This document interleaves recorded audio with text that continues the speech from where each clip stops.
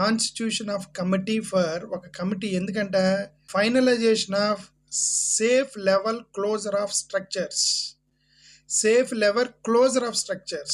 They're closing the structures for the new medical colleges taken up under phase 2 and 3 to work out PPP models. Markapuram, Madanapalle, Pulivendula, Adoni, Narsipatnam, Amalapuram, Palakollu, Bapatla, Penugonda 5 ప్లేసుల్లో కడుతున్నటువంటి medical కాలేజెస్ని inspection చేయడానికి ఒక committee వేశారు.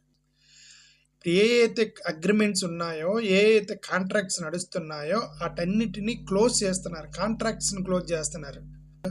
PPP model పెట్టడానికి close చేస్తున్నారు. Parvathipuram medical కాలేజీకి సంబంధించిన టెండర్స్ని కూడా క్లోజ్ చేస్తున్నారు. మార్కాపురం, మదనపల్లి, పులివెందుల, ఆదోని, నర్సీపట్టణం, అమలాపురం, పాలకొల్లు, బాపట్ల, పెనుగొండలో కడుతున్నటువంటి మెడికల్ కాలేజెస్ని వీళ్ళు పిపిపి మోడల్స్కి వర్కౌట్ చేస్తున్నారు. ఈ పబ్లిక్ ప్రైవేట్ పార్ట్నర్షిప్ అంటే private partnership with public government organisations. Medical కాలేజీలను ప్రైవేటైజేషన్ చేశారంటే అర్థం ప్రైవేట్ వాళ్ళు వస్తారు. అంటే ఒక ప్రైవేట్ అపోలో వాళ్ళు, నారాయణ డెంటల్ వాళ్ళు, లేదంటే యశోద హాస్పిటల్ వాళ్ళు, ఎవరో ఒకరు హాస్పిటల్స్ ఉన్న వాళ్ళే ఆ కాలేజీలను టేకప్ చేస్తారు. ఇప్పుడు ఆ కాలేజీలు మొత్తం కూడా వాళ్ళ ఆధీనంలోకి వెళ్తాయి.